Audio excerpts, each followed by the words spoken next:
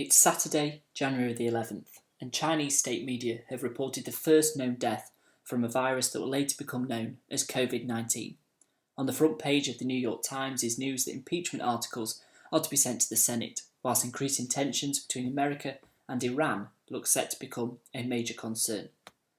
Those stories now feel as though they belong to a different world. Historians in the future may describe the months of January and February as the last moments of a pre-pandemic age. After all, a common refrain heard throughout the West is that COVID-19 has changed everything.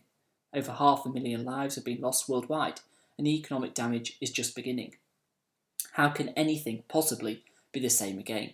But life does not operate in the same way as a history textbook. There are no clear boundaries between one year and the next, and the path from an event to its impact is complex and unpredictable. Amid the financial crisis of 2008, the euro and also the European Union looked set to break, but it didn't. Greece is still in the euro, Italy and Spain are still members of the EU, but the impact of the financial crash reared its head in another way, one many didn't see coming back in 2008, Brexit. The economic turmoil in the years that followed allowed tensions over immigration and bailout packages to reignite the British Eurosceptic movement, but its success in 2016 was shaped by individual decisions along the way, Cameron's decision to hold a referendum being the most obvious, but small ones too, Douglas Carswell defecting to UKIP, and the heads of Vote Leave failing to oust Dominic Cummings in a failed coup. Larger geopolitical and economic movements also had an impact. Deindustrialisation from the 1980s onwards contributed to a feeling of alienation and a need for change. The path from the event, the financial crash, to one of its impacts, Brexit, was impossible to sketch out in 2008. It was proof of the butterfly effect, coined by the scientist Lorenz. Whilst using a complex computer system to predict future weather patterns, Lorenz altered one variable from 0.506127 to 0.506. This tiny alteration transformed all the predicted weather for the next 2 months. Lorenz concluded this was proof that small changes can have large consequences.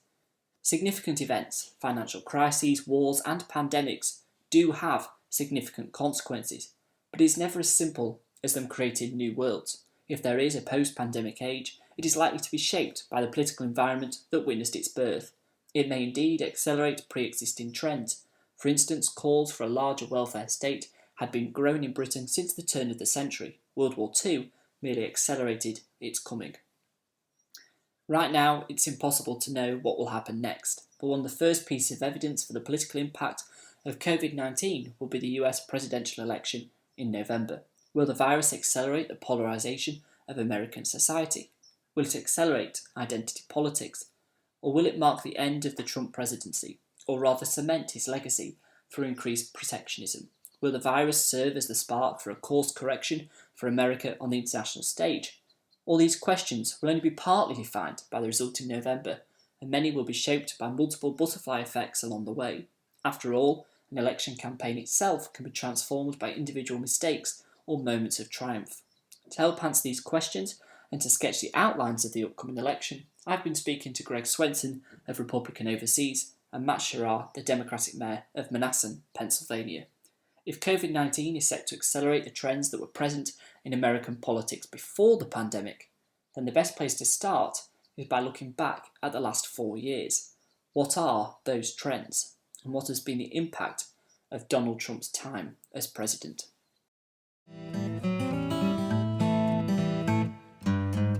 I'm Erik Green, a journalist for Shout Out UK covering the US presidential election. Welcome to this episode in our series of podcasts focusing on the campaign. I hope you enjoy it, and please let us know what you think on our website and on social media.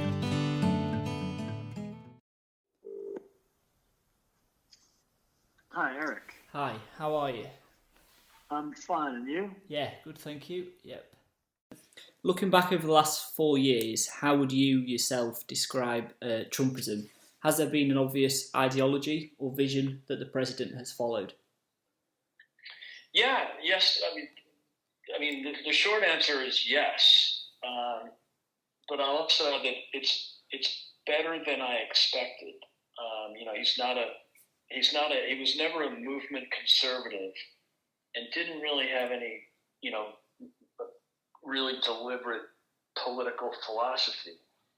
but surprisingly, he governed in a much more conservative way than we expected. How would you describe that in policy terms? Has it been protectionism? The philosophy is a whole different thing.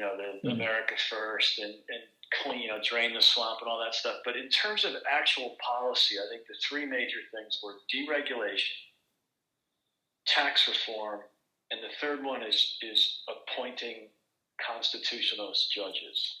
Greg Swenson there of Republican Overseas outlining just how conservative the Trump presidency has been. His surprise at this marks, I think, a reflection of how the president has, throughout the last 4 years, relied more and more on support from his base of core supporters. But did they elect such a traditional conservative, and are they going to be disappointed at the gap between Trump's populist rhetoric and the conservative policies he has enacted? Greg Swenson again. No, I don't think so. But it's a great question, Eric, and I think in the past I would have been very suspicious that could be the case. But he's done a really good job of making a populist case for conservatism. Part of it's drain the swamp and the general distrust for the establishment political order, both Republicans and Democrats. But by focusing on, by the populist message is focusing on, what is it doing for you? What you, the people that have sort of been forgotten. So going back to the Obama years, because he was so hostile to the private sector and to job creators, but he had a very favorable Fed, and because his fiscal policy was so anti-business and anti-job creator, he was much more dependent. The economy needed a very accommodative Fed. You had zero interest rates and massive quantitative easing, and that's good to keep the capital markets humming, and that's kind of what the ECB is doing now. But if you have accommodative Fed stimulus in the form of bond buying and zero interest rates without fiscal policy, without pro-growth policies, what you get then is a massive asset inflation, which is good for guys like me, because if you own financial assets, stocks, bonds, and property, you did really well in the Obama years. The people that got hosed in the Obama years were the workers, the people that, were working in crappy towns where factories were closing because of globalism and trade. Along comes Trump, and he adds, a stimulating fiscal policy by reducing the tax burden on companies and job creators, and perhaps more importantly, reducing the regulatory burden on job creators. Has protectionism and trade barriers been a necessary and vital part to that? Because it's also had negative effects. You've seen Trump, according to some reports, worried about the agricultural vote and tariffs impacting farmers. There's no doubt about that, and I think the president knew that going in, and that's why he again, as a conservative, I'm usually against these things, right? I was very nervous about it. My first few appearances after the first tariff that he slapped on China, I was saying, I don't like tariffs. They're a tax on the consumer, and they never work.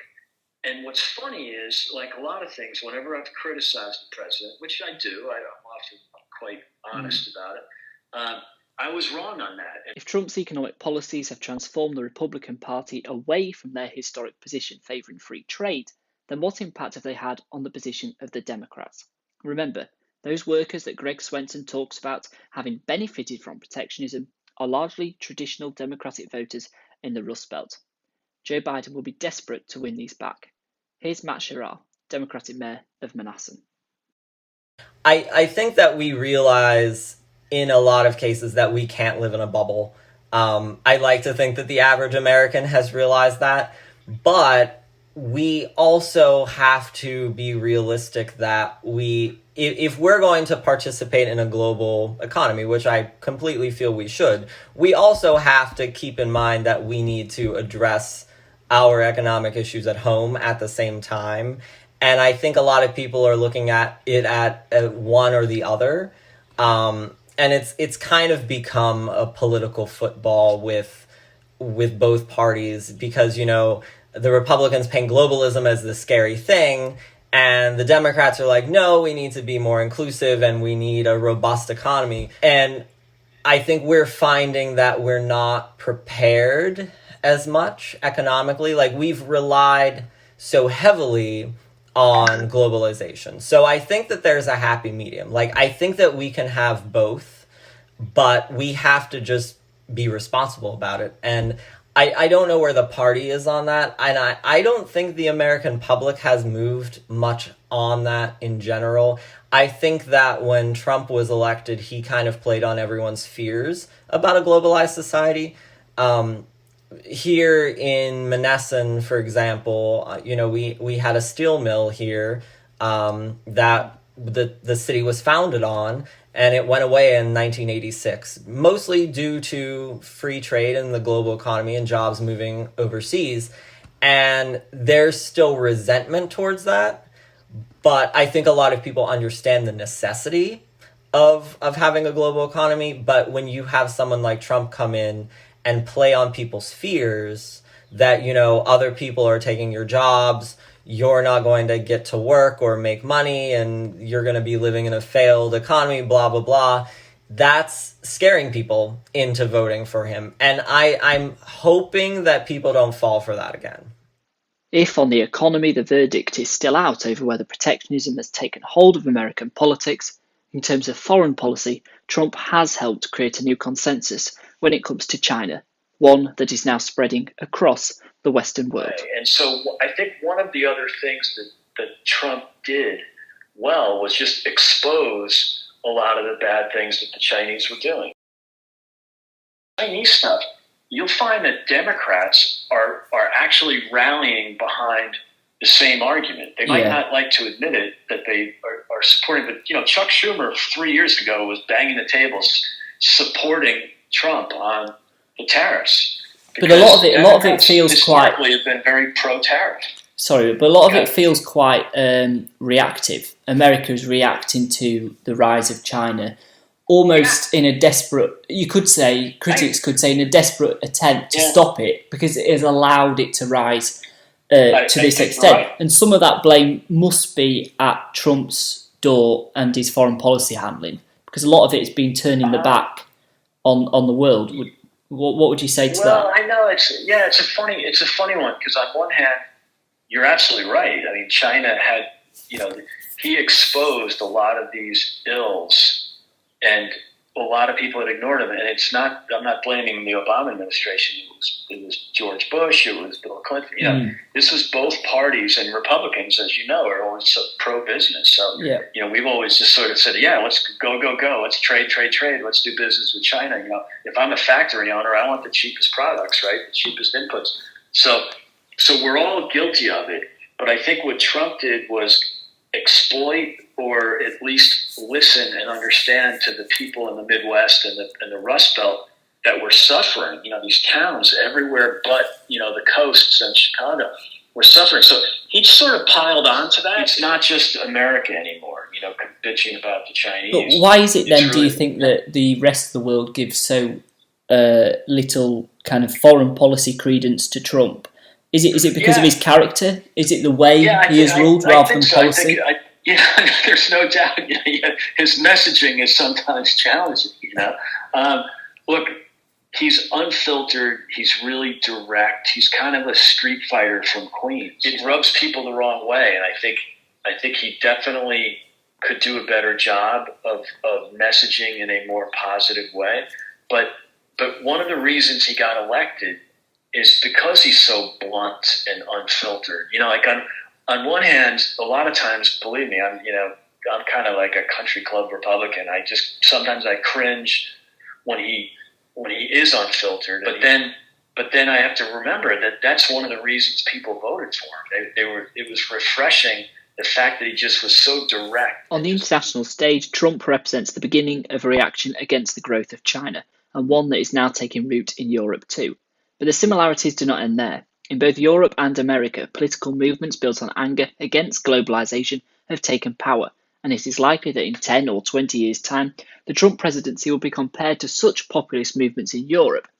They will be judged on this question: who managed to have a greater lasting effect on stopping the trend towards a more globalized world? It was very disruptive. And I think a lot of people will look at it and say, it was necessary. He was a vessel of this Tea Party rejection of traditional establishment Republicans, because they had to push back against this generational growth of the state and growth. They call it in 16. They called it the swamp. So I don't think you'll see necessarily a continuation of Trumpism, after after this term or his second term. But I do think they'll look back and say it was a necessary correction at the time, and it'll force people in both parties to just be a little bit more responsible and not just be, so focused on their own political careers. And, does he make mistakes and he's too nice to the old, to Putin, and he's too nice to Kim Jong-un, all that stuff? He makes mistakes, but he's actually been tougher on Russia. He's actually been better for the workers, American workers, including blacks and Hispanics. So, I think people are just going to have to, look back and say, what did he do? Not what did he say, what did he do, and then what did he get? What did he get for the voters? So I think people will be pleased in retrospect, but while it's happening, it's very what's the word I used? It's disruptive, and with disruption, you get unpleasantness. Greg Swenson of Republican Overseas. So, before COVID-19 hit, it was clear the position that America was in. Trump had won the argument over China. There was a shift away from outright support for globalization, one the Democrats were playing a significant part in, and through the disruption that caused all of this, polarization and division were growing. Let's see if coronavirus has accelerated or transformed the currents that run through American politics.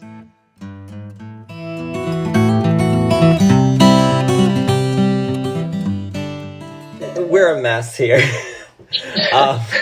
We were completely locked down until June 5th in my particular county.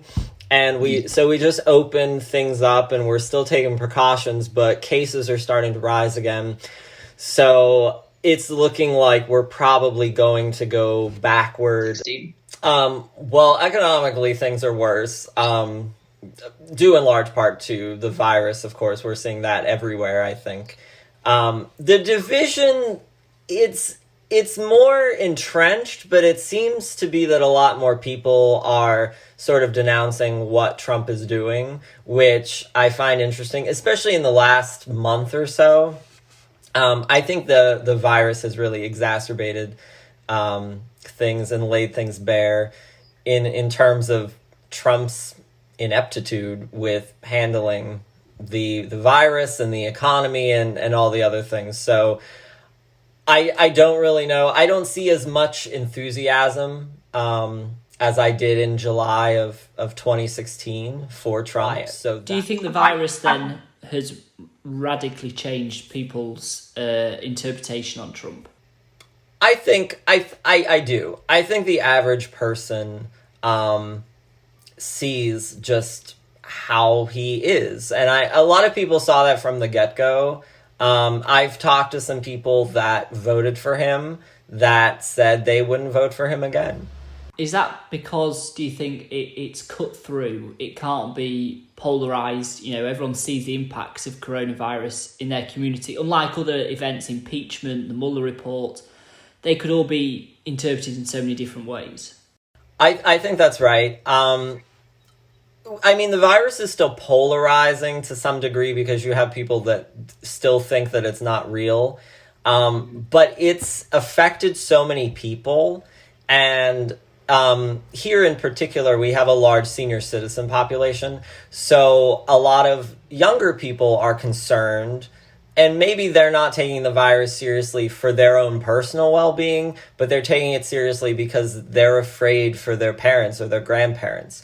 So you see this and the economy affecting people directly, and I think that's definitely cutting through. But here's what, and you don't see this in the mainstream media. Front page of the mainstream media, and also also, anytime you see, like CNN, all the mainstream media outlets, they lead everything with cases, right? Now, back in March and April, they were leading every day with deaths. Well, cases too, but they love the body count. But you've got hospitals in Houston talking about reaching maximum capacity. point. And, I know in Texas, when people were freaking out about capacity, the percentage of ICU beds for corona was 19%. Now, that was a week ago. I'm sure it's gotten worse. There's no doubt that there's a spike, but even in places where there's increases, it's amazing when you look at the number of cases, but it's driven by two things. One is testing has gone up massively. And so, of course, with more testing, you're going to have more. But more the proportion of testing hasn't gone up the same as the proportion of cases, which indicates that cases are increasing. Sure, but I'm agreeing with you in many ways that Republicans and Democrats will look at these things differently. But the number of cases might be going up at a faster pace than the testing, but also because there's, herd immunity is being reached. The virus has been out there a long time. Positive. It still indicates that coronavirus is spreading and has been allowed to spread across the United States. Do you think that Trump overall as president has handled the situation well? What would you say has been his greatest strength in this? I think his messaging was awkward in March and April.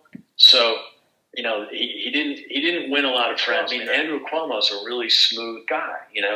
He's got a Barack Obama delivery, right? He's smooth. He's calm. He had the nice press conferences every day with the PowerPoints, and yet his numbers are obscene.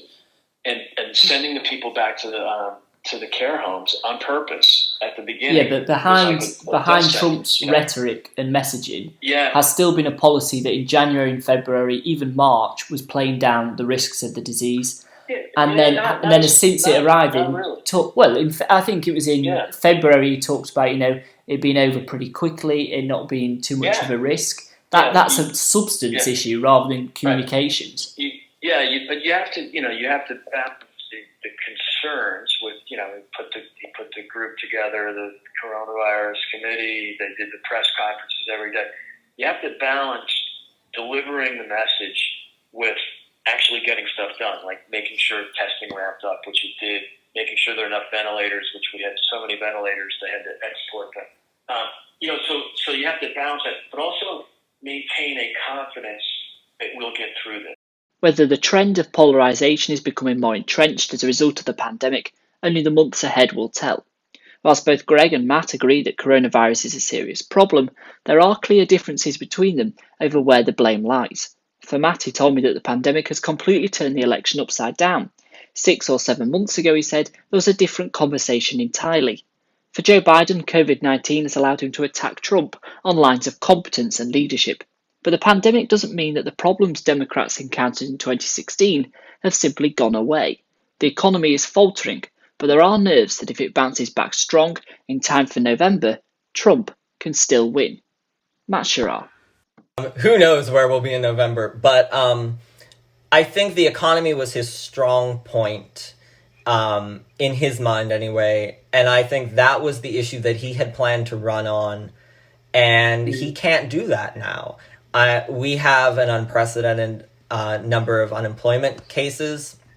People are furloughed, they're completely out of work, businesses are shutting down, we can't open back up fully, so I don't know how he can campaign on an economic message unless he is going to campaign by saying, vote for me so I can put things back to where they were. Under Hillary Clinton, the Democrats got squeezed on two fronts. On the one hand, she wasn't left enough for the supporters of Bernie Sanders, and for voters across the Rust Belt, particularly when it came to social and cultural issues, she was actually too far to the left. How can Biden unite these two groups together? I think that Biden seems to be willing to listen to Sanders and some of the people that are farther left on some of the policies to maybe bring him further too maybe center-left on some of those issues. Do you think there is a risk that Biden moves too far to the left?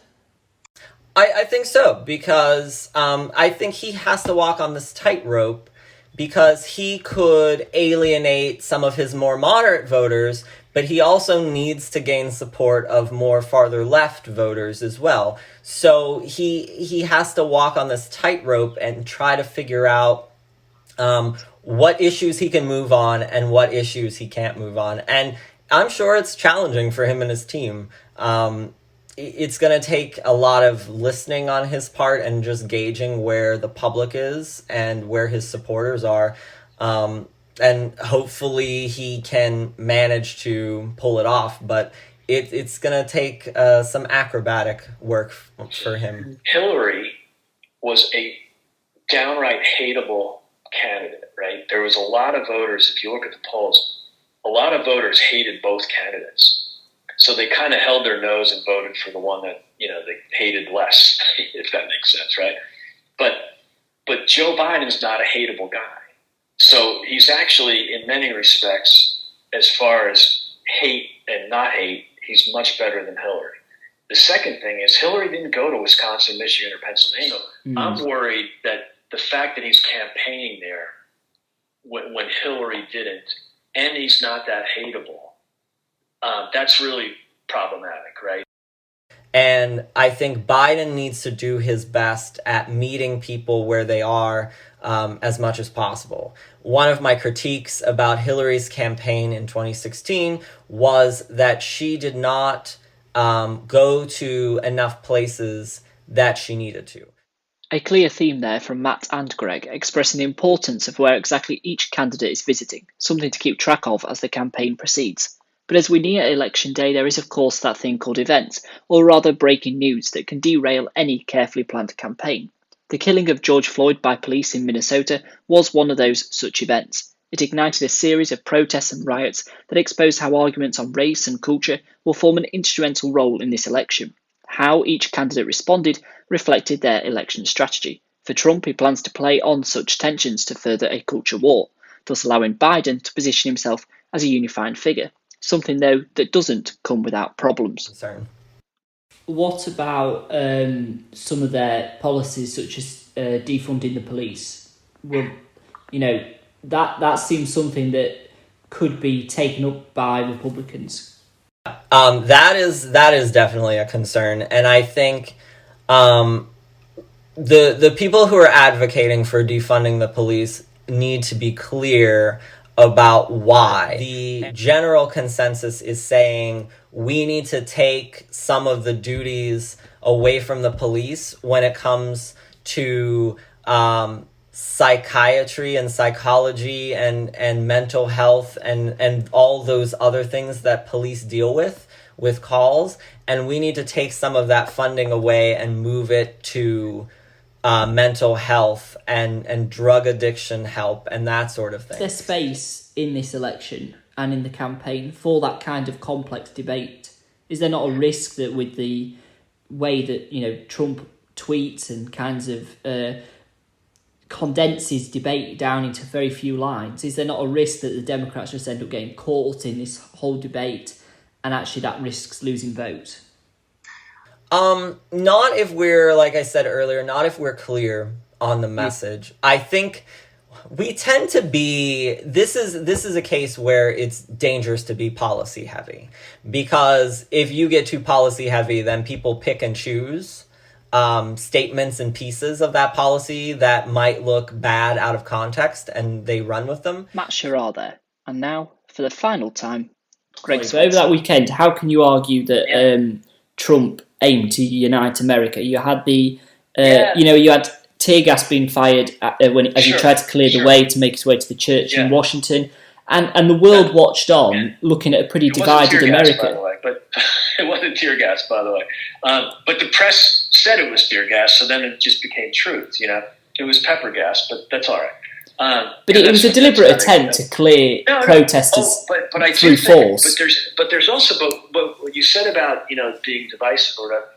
It's absolutely true. I mean, what you want from your leaders is you want law and order, and you want people to be defended, people's lives and property. So there is a time where you have to say, and by the way, the other interpretation of his comment, which again I thought when I first started, when the looting starts, the shooting starts, meaning people start shooting each other. That's a bad thing. And so I don't think that, while he's trying to be unifying at the right time, people were very frustrated that no one was out there defending and standing up for law and order. Thanks very much to Greg Swenson and Matt Shorraw for offering their time to be interviewed for this podcast. And thanks to you as well for listening. Please remember to get in touch and let us know what you thought. We're also interested in hearing from you about the topics you'd like us to cover in the weeks ahead, and what parts of the election you are interested in reading or listening about. What I learned speaking to Greg and Matt is that the pandemic, so far at least, is accelerating the currents that were already present in American politics. Polarisation, mistrust of the media, and tensions over race and culture. The latter, I think we can expect to become more prominent if Trump's main card, the economy, continues to struggle. But perhaps the biggest impact of the virus has been how it's forced us all to reflect about our lives, and for Americans facing an election, about their country. A country already transformed by Trump's presidency. Just look at Democratic positions on China and Joe Biden's recent speech advocating the need to buy American. But have these positions been changed by Trump's actions in office, or rather through his election? In their time to dwell and reflect, will Americans decide they are happy with their position in the world today? And are they happy with their president? If not, Trump will lose and will be known in history as a man that revealed the anger of many, but who in the end could not deliver. His legacy, though, may be what he revealed rather than what he actually achieved. What comes next is likely to be in response to what he revealed.